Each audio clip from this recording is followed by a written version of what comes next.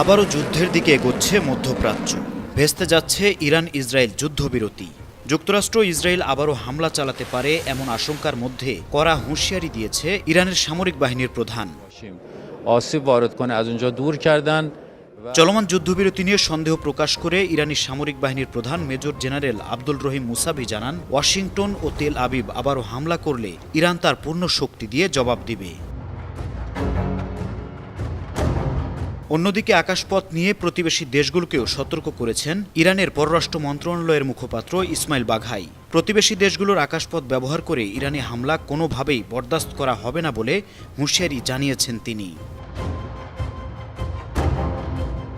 আগামী 7 দিনের মধ্যে ইরানে যৌথভাবে হামলা চালাতে পারে ইসরায়েল ও যুক্তরাষ্ট্র, এমন আশঙ্কা করে রাষ্ট্রীয় টেলিভিশনে সাক্ষাৎকার দিয়েছেন তেহরান বিশ্ববিদ্যালয়ের রাষ্ট্রবিজ্ঞান বিভাগের প্রধান ইব্রাহিম মোত্তাকি। তার আশঙ্কার পরপরই হুমকি দিল ইরান।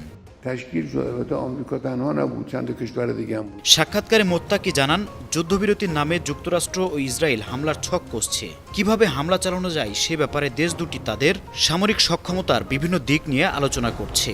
এ ব্যাপারে তেহরানকে সতর্ক থাকার আহ্বান জানান এই ইরানি অধ্যাপক।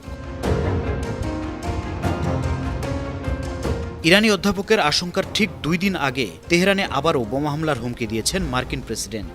হোয়াইট হাউসের সাংবাদিক সম্মেলনে ট্রাম্প বলেন, গোয়েন্দা রিপোর্টে যদি জানা যায় ইরান পরমাণু বোমা বানানোর মতো পরিমাণ ইউরেনিয়াম মজুদ করেছে, তবে বোমা ফেলতে দ্বিধা করবে না Washington. Are you from Iran? No, I'm not from Iran. I'm from the UK.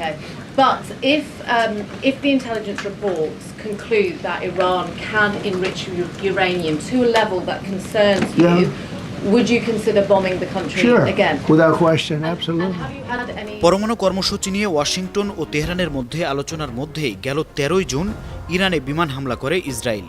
ওই হামলার জবাব দিতে ইসরায়েলের শত শত ক্ষেপণাস্ত্র ছুড়ে ইরান। পরবর্তীতে সংঘাতে যোগ দেয় যুক্তরাষ্ট্র। বাংকার বাস্টার বোমা দিয়ে হামলা করে ইরানের পরমাণু স্থাপনায়। সমুচিত জবাব দিতে কাতারে থাকা মার্কিন ঘাঁটিতে পাল্টা হামলা করে তেহরান।